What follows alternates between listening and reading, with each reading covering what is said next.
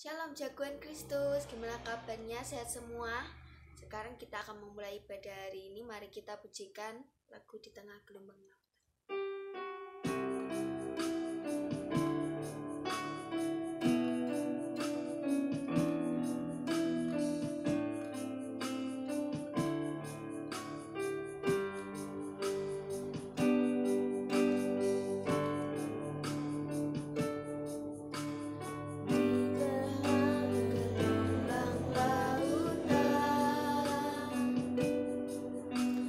Digoncang ombak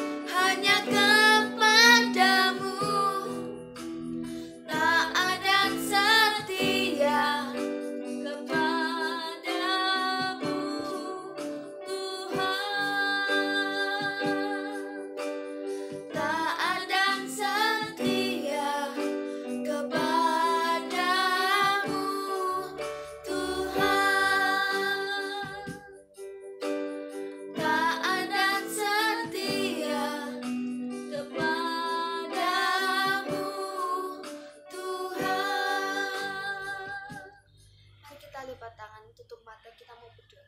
Tuhan Yesus, terima kasih Tuhan, Kau telah kumpulkan kami di rumah masing-masing tanpa kekurangan semangat sedikit pun. Sekarang kami akan mendengarkan firman-Mu, kiranya Engkau berkati untuk hamba-Mu menyampaikan firman-Mu agar dapat tertanam dalam hati kami. Terima kasih banyak Tuhan, dalam nama Tuhan Yesus, amin.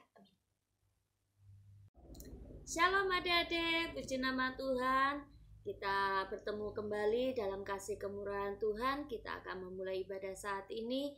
Puji nama Tuhan, kita sudah diiringi puji-pujian, dan biarlah lagu penyembahan tadi memberikan kita semangat untuk kita menyembah Tuhan dan menjadi setia di dalam Tuhan. Amin. Nah adik-adik, wah kemarin Kak Keti lihat kurnya sekolah minggu. Wah keren, luar biasa semua. Dan juga untuk kakak-kakak rohani yang sudah mengajar adik-adik, wah keren juga. Untuk yang sudah SMP masih mau ikut sekolah minggu, wah keren. Karena dengan itu apa adik-adik? Memberikan semangat untuk adik-adik yang ikut sekolah minggu, kembali untuk setia dan bersemangat ya untuk beribadah bersama. Puji nama Tuhan adik-adik. Nah, Kak Keti saat ini ingin memberikan satu firman Tuhan yang berjudul bijaksana dan taat. Nah, adik-adik, kita akan belajar melalui kisah Raja Salomo. Siapa yang tahu Raja Salomo? Ya, Raja Salomo adalah raja ketiga dari Israel. Siapa sih yang pertama? Yang pertama Raja Saul. Kemudian yang kedua Raja Daud. Dan yang ketiga anaknya Raja Daud, yaitu siapa? Salomo. Ya, adik-adik, awal mula dari kisah Raja Salomo, pertama sebelum diangkat menjadi raja, ketika itu Raja Daud sudah tua dan sakit. Dan waktu itu Raja Daud memanggil Salomo. Ya. Kemudian memberikan kata-kata terakhir adik-adik. Ya, wasiat terakhir untuk Raja Salomo untuk diingat dan diikuti. Apa adik-adik? Yuk kita buka di dalam kitab 1 Raja-Raja ayat yang kedua. Kemudian kita baca ayat 1 sampai ayat 4. 1 Raja-Raja pasal 2 ayat 1 sampai 4. Kak Keti bacakan ya.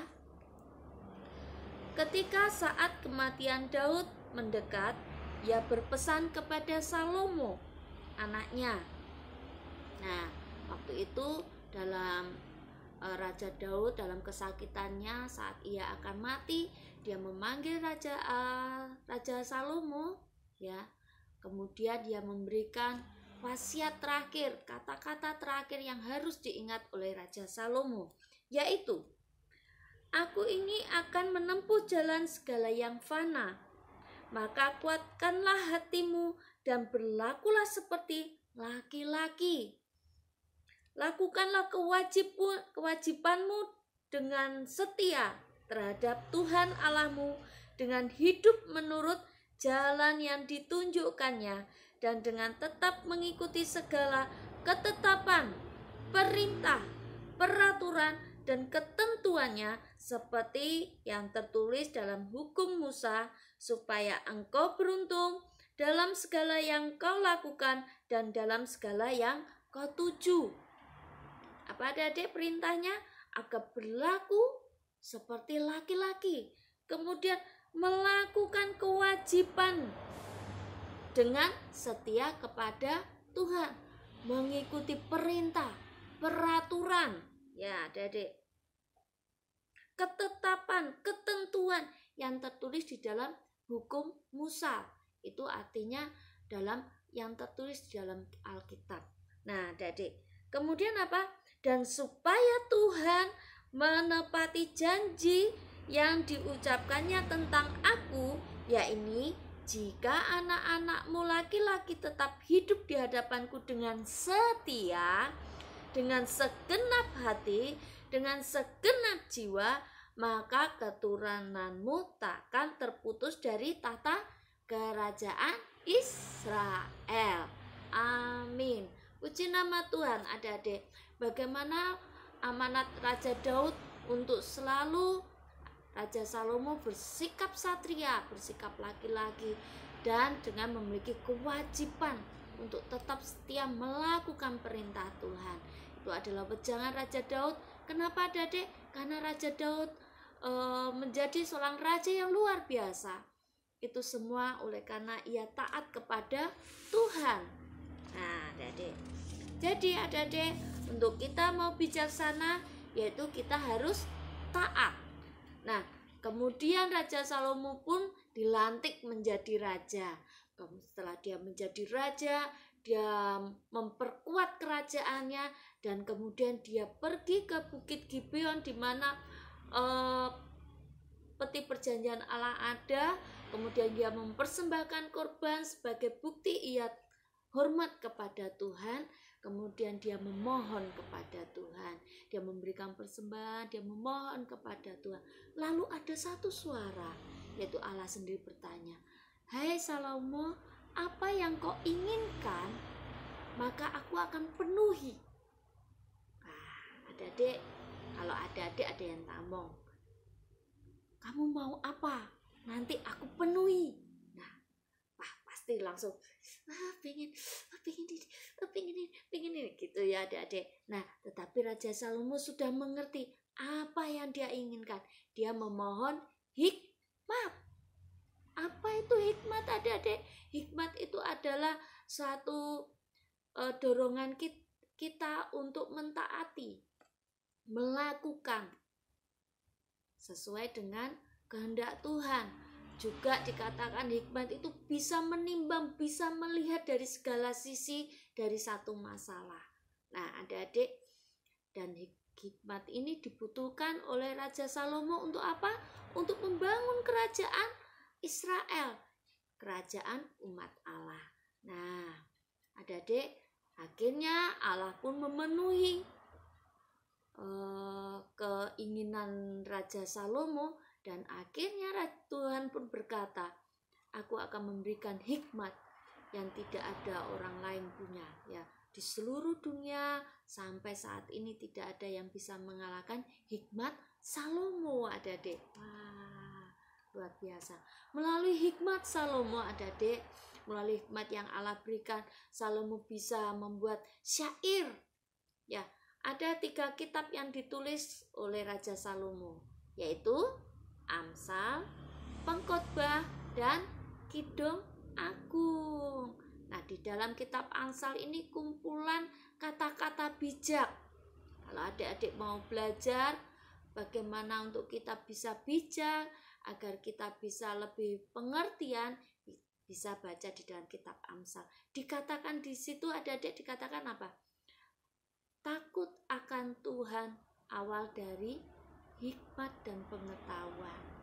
Ya, adik-adik, itu hal yang terpenting dalam hidup kita, yaitu takut akan Tuhan. Nah, waktu itu adik-adik, setelah Raja Salomo diberikan hikmat oleh Tuhan, dan akhirnya ada satu kisah, satu kali ada seorang perempuan 2, ya ini ada 2 perempuan, yang satu nggak kelihatan ya, ada 2 perempuan, nama perempuan Sundal ya. Dia memiliki, semua itu memiliki anak. Yang pertama sudah punya anak, 3 hari kemudian yang satunya punya anak. Nah, satu kali pada waktu pagi hari, si ibu ini, salah satu ibunya bangun. Dia melihat anaknya mati. Dia kaget. Dan dia melihat temannya, anaknya hidup. Wah, dia langsung ngomong, "Wah, ini anakku ini." Royoan ya adik-adik. "Ini anakku, ini anakku." Kemudian dihadapkan kepada raja. Kemudian dia berkata, yang satu berkata, "Ketika aku tidur, anakku mati. Dia mengambil anakku." Yang satunya ngomong, "Enggak, kamu yang membunuh anakmu sendiri. Ini anakku." Nah, akhirnya mereka bertengkar, berteriak. Wah, semua bingung. Wah, ini yang mana, ini anaknya nih. Karena semua nggak ada yang tahu ciri-ciri anaknya yang mana. Kalau kita sekarang kan ada akte kelahiran ya adik-adik, untuk mengidentifikasi ataupun ada tes DNA. Kalau zaman dulu ada enggak? Wah, enggak ada. Nah, akhirnya Salomo pun mengambil keputusan, ambil pedang. Mereka langsung terdiam. Ambil pedang, mau apa ini? Potong jadi 2 bayinya. Sebagian tak kasihkan pada ibu yang satu dan sebagian pada yang lain. Ya, emangnya bayi kayak roti ya Adik-adik, dibagi gini ya, dikasihkan. Ini manusia ini. Wah, orang-orang pada teriak, jahat sekali Raja Salomo. Aduh, ini bayi ini, hidup ini mau dipotong jadi 2. Lalu si ibu merasa kasihan. Ada salah satu ibu mengatakan, aduh anakku, jangan. Sudah Tuhan, jangan dibunuh. Anakku jangan dipotong. Sudah berikan saja sama ibu satunya. Tidak apa-apa, yang penting anakku hidup. Nah, saat itu juga Adik-adik, Raja Salomo langsung tahu bahwa ini adalah ibu yang asli. Dan Tuhan dan Raja Salomo pun berkata apa? Stop, jangan kamu apa-apakan anak itu, karena anak itu adalah milik ibu yang satunya. Wah, semua bertepuk tangan, semua kagum akan kehebatan Raja Salomo. Nah, Adik-adik, dari hikmat ini kita perlu, Adik-adik. Mengapa kita perlu hikmat? Ya, yang pertama, kita memerlukan hikmat untuk kita bisa bertindak. Maksudnya apa? Dalam kita bertingkah laku, dalam kita berperilaku, ya, di tengah, di sekolahan, di keluarga, ataupun dimanapun, kita memerlukan hikmat. Yaitu ketika di sekolah, gurunya ngajar. Adik-adik gimana? Ramai sendiri atau kita mendengarkan dengan baik? Kita tulis kata-kata guru untuk kita mengerti akan pengetahuan itu. Nah, atau kita bisa memilih cuek, aku tidak mau mengerjakan soal. Nah, itu kita perlu hikmat. Kalau kita takut akan Tuhan, kita akan melakukan dan taat kepada perintah guru di sekolah. Begitu juga di rumah ataupun dimanapun. Nah, yang kedua, mengapa kita perlu hikmat? Karena kita perlu hikmat untuk kita memilih sesuatu. Ya, mana yang lebih baik, yang berguna untuk kita. Semuanya baik Adik-adik, tapi kita harus memilih yang berguna untuk kita. Ya, jadi kalau suruh pilih semuanya, mau makan jajan atau makan nasi, yang pertama harus makan apa? Lauk pauk yang memenuhi kebutuhan kita, baru kita makan snack ya, untuk camilan. Jangan mama suruh pilih makanan pokok sama camilan, enggak mau makanan pokok, tak camilan aja. Nah, itu tidak memenuhi kebutuhan kita. Akhirnya apa? Kita jadi sakit gitu ya dalam memilih. Yang berikutnya, yang ketiga, dalam berkata-kata. Kita perlu hikmat dalam berkata-kata. Ada satu kata bijak. Dikatakan gini, sama-sama capek ya, sama-sama capek ngomongnya, pilih ngomong yang baik ya. Sama-sama ngomong apa. Nah, ngomong yang mana? Yang baik apa yang buruk? Ngomong yang baik. Nah, kita perlu hikmat. Apa yang baik? Yaitu yang diperkenan oleh Tuhan. Ya, tepuk tangan. Nah, bagaimana agar kita bisa memperoleh hikmat itu? Kita meminta kepada Tuhan. Siapa? Tuhan Yesus. Dengan cara apa? Berdoa dan membaca firman Tuhan. Nah, adik-adik, Mbak Kety mau kasih tahu pola pikir. Yang pertama, hikmat dari Allah atau hikmat sejati itu dari Tuhan. Itu harus kita nomor satukan. Yang kedua, hikmat dunia. Hikmat dunia contohnya apa? Pengetahuan. Kayak ilmu pengetahuan, matematika, IPA, nah pelajaran. Kemudian ilmu untuk membangun atau dan sebagainya. Nah, ini hikmat dunia. Baru kita terapkan dalam hidup kita. Ya. Yang pertama, hikmat sejati dari Tuhan. Ini yang utama. Semua pengetahuan pengetahuan atau hikmat dari dunia itu baik, adik-adik. Banyak yang baik, tapi ada yang tidak. Nah, yang kita utamakan apa? Yang sesuai dengan firman Tuhan. Contoh ya, yang paling gampang. Pertama, kita berteman dengan orang baik saja atau berteman dengan semua orang. Nah, kalau Tuhan kehendaki kita berteman dengan semua orang, betul? Nah, yang kedua, mengampuni. Dalam pengampunan ya, enaknya kalau kita disakiti kita balas dendam. Kalau di dunia ngomong, wah balas saja, kalau kamu dipukul, pukul ganti saja, ya kayak gitu. Tapi Tuhan katakan apa? Mengampuni. Tampar pipi kanan, berikan pipi kiri. Aduh sakit gitu ya. Nah, maksudnya apa, adik-adik? Ketika orang meminta sesuatu, kita berikan yang lebih. Ya, ini yang Tuhan kehendaki, untuk kita memiliki kasih yang sejati. Dan itu semua kita belajar dari mana? Dari Tuhan Yesus. Nah,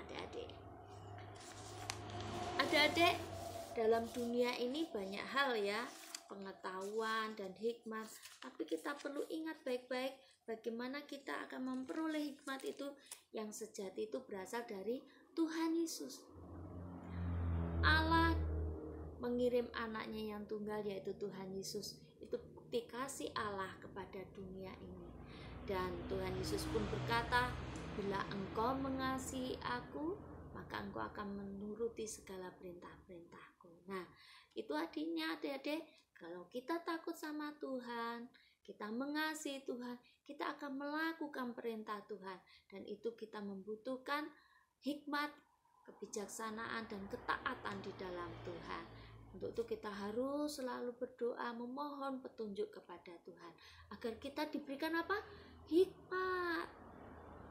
Dalam setiap hari kita bertingkah laku, ya, dalam tindakan, dalam memilih-milih, dalam berkata-kata, ya, kita memerlukan hikmat dari Tuhan. Dan biarlah itu semua apa, adik-adik, untuk menyenangkan hati Tuhan. Tepuk tangan. Ya. Nah, adik-adik, melalui hikmat ini kita akan belajar, dan biarlah hidup kita itu pun diberkati oleh Tuhan, seperti Raja Salomo yang diberikan pesan oleh Raja Daud, agar hidupmu diberkati. Di nama Tuhan. Nah, ayat yang berikutnya kita baca di dalam kitab Matius.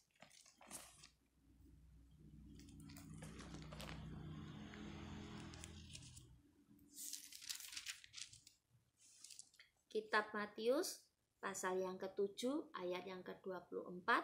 Ini adalah ayat hafalan kita. Setiap orang yang mendengar perkataanku ini dan melakukannya, ia sama dengan orang yang bijaksana yang mendirikan rumahnya di atas batu. Nah, adik-adik, dikatakan apa? Setiap orang yang mendengarkan, ya, setiap orang yang mendengar perkataanku ini dan melakukannya, ia sama dengan orang yang bijaksana yang membangun rumahnya di atas batu. Nah, ini menjadi satu dasar pedoman kita.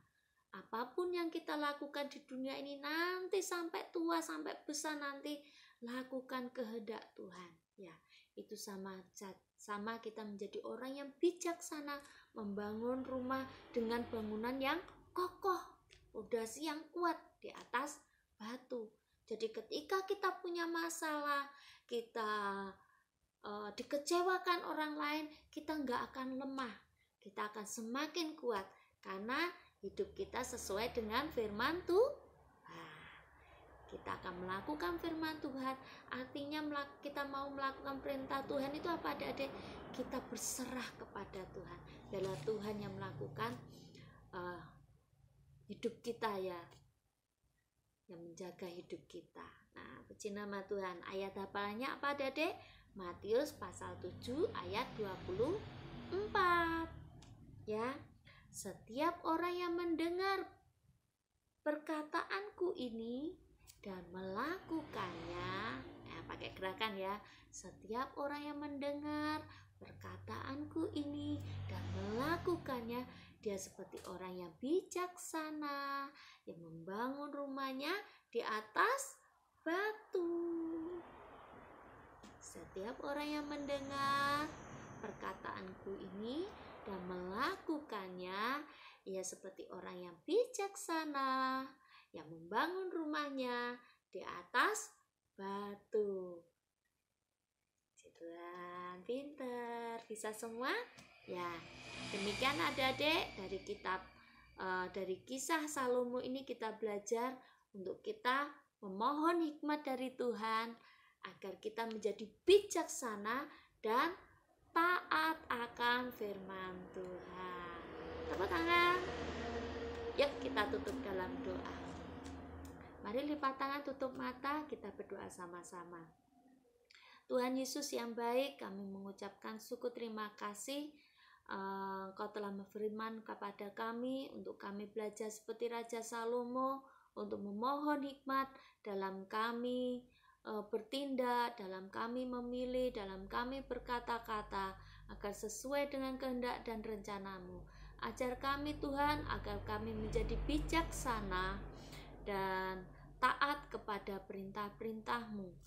Tak lupa kami berdoa untuk teman-teman kami yang saat ini mengalami kesulitan, sakit, penyakit. Mari Tuhan Kau sembuhkan, Kau pulihkan. Untuk kedua orang tua kami, mari Tuhan Kau berkati segala usaha pekerjaannya. Dan kami berdoa juga untuk lingkungan sekitar kami, mari Tuhan Kau berkati, jauhkan dari mara bahaya, bencana dan wabah, dan biarlah damai sejahtera-Mu melimpah dalam kehidupan kami. Dan kami berdoa untuk acara Natal nantinya, baik Natal sekolah minggu maupun Natal umum di GBT Kristus Gembala. Mari Tuhan Kau berkati dengan segala biaya yang dibutuhkan. Kau berkati, Kau cukupkan Tuhan. Dan biarlah acara Natal ini menjadi sukses dan banyak jiwa-jiwa dimenangkan untuk hormat kemuliaan nama-Mu. Terima kasih Tuhan. Di dalam nama Tuhan Yesus kami berdoa dan mengucap syukur. Haleluya. Amin. Jangan lupa cuci tangan, jaga jarak, pakai masker dimanapun kita berada. Dadah, shalom, Tuhan Yesus memberkati.